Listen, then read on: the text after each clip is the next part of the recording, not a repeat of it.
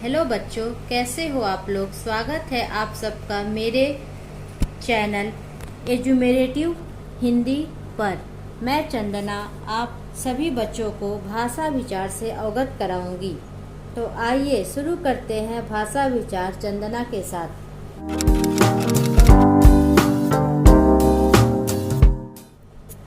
मनुष्य अपने विचारों और मन के भाव को जैसे प्रकट करता है उसी माध्यम को भाषा कहते हैं। हम इसे इस प्रकार भी समझ सकते हैं कि हम अपने मुख से निकली ध्वनियों को मिलाकर शब्द बनाएं और शब्दों के मेल से बनी भाषा।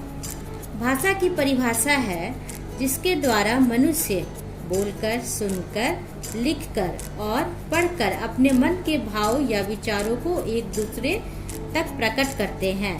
हमारे देश और विश्व में अनेक भाषाएं बोली जाती हैं, जैसे हिंदी, जर्मन, संस्कृत, मराठी, गुजराती, उर्दू आदि। आगे हम भाषा के भेद के बारे में पढ़ेंगे। भाषा के दो रूप होते हैं। पहला मौखिक भाषा और दूसरा लिखित भाषा। मौखिक भाषा उदाहरण के लिए कक्षा में अध्यापिका आती है और बताती है कि विद्यालय की ओर से छात्रों को ऊटी ले जाया जाएगा। यह बात सभी छात्र सुनते हैं। अपने अपने घर जाकर अपने माता पिता से ऊटी जाने के लिए कहते हैं। माता पिता उनकी बात सुनते हैं और उन्हें ऊटी जाने को कहते हैं। यहाँ अध्यापिका ने अपनी बात बोलकर दूसरों तक पहुँचाई और छात्रों और माता पिता ने उसकी बात सुनकर समझी। यही भाषा मौखिक रूप कहलाता है। अतः बच्चों, आप इसे नोट कर लो जिससे आप भाषा के बारे में जान पाओगे। जिसमें एक व्यक्ति बोल कर के विचार या मन के भाव प्रकट करता है और दूसरा व्यक्ति सुनकर उसे समझता है, उसे मौखिक भाषा कहते हैं। जिसमें एक व्यक्ति बोलकर विचार या फिर मन के भाव को प्रकट करता है और दूसरा व्यक्ति सुनकर के उसे समझता है, उसे ही हम मौखिक भाषा कहते हैं। उदाहरण के लिए टेलीफोन, दूरदर्शन इत्यादि। जैसा कि मैंने कहा, अध्यापिका ने छात्रों को अपनी ऊटी यात्रा का अनुभव गृह कार्य में लिखने को दिया। छात्रों ने वापस आकर अपने अनुभव लिखे और अध्यापिका ने पढ़ करके उनकी बात समझी। अतः इसे भाषा का लिखित रूप कहेंगे, क्योंकि इसमें एक व्यक्ति लिखकर अपने विचार प्रकट करता है तथा दूसरा व्यक्ति पढ़ करके उसे समझाता है। अब वर्णन करेंगे कि लिखित भाषा के कारण मनुष्य अर्जित जानकारी को संजोकर रख पाने में संभव हो पाया। भाषा के 4 कौशल होते हैं: बोलना, सुनना, लिखना तथा पढ़ना।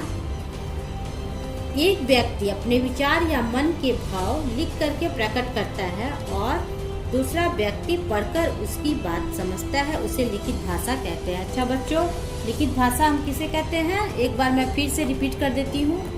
एक व्यक्ति अपने विचार या मन के भाव लिखकर प्रकट करता है और दूसरा व्यक्ति पढ़कर उसकी बात समझता है, तो उसे हम लिखित भाषा कहते हैं। इसे आप नोट कर सकते हो।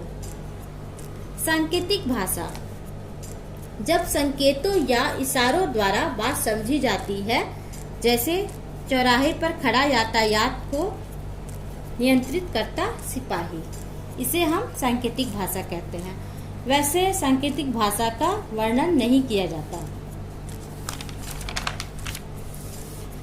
अब हम मातृभाषा पर आते हैं। जो भाषा बालक अपनी माँ अथवा परिवार में सीखता है, अर्थात जो बच्चा बचपन से ही अपनी माँ से या परिवार में अपने परिजनों से जो बातें सीखता है, उसे ही हम मातृभाषा कहते हैं। जैसे माँ हिंदी बोलती है तो बालक भी हिंदी बोलने लगता है, अथवा यदि माता गुजराती, पंजाबी, कश्मीरी या फिर कोई अन्य दूसरी भाषा बोलती है तो वही भाषा बालक सीखता और बोलने लगता है। अतः इसे ही हम मातृभाषा कहते हैं। अब हम राष्ट्रभाषा के बारे में जानेंगे। राष्ट्रभाषा वो भाषा होता है जो देश के निवासियों के द्वारा बोला जाता है, उसे हम राष्ट्रभाषा कहते हैं। जैसे अमेरिका की राष्ट्रभाषा अंग्रेजी, जापान की राष्ट्रभाषा जापानी और रूस की राष्ट्रभाषा रूसी है। इस प्रकार भिन्न भिन्न देशों में अलग अलग भाषाएं बोली जाती हैं। राजभाषा वह भाषा जिसका प्रयोग देश के कार्यालयों में कामकाज के लिए किया जाता है, उसे हम राजभाषा कहते हैं।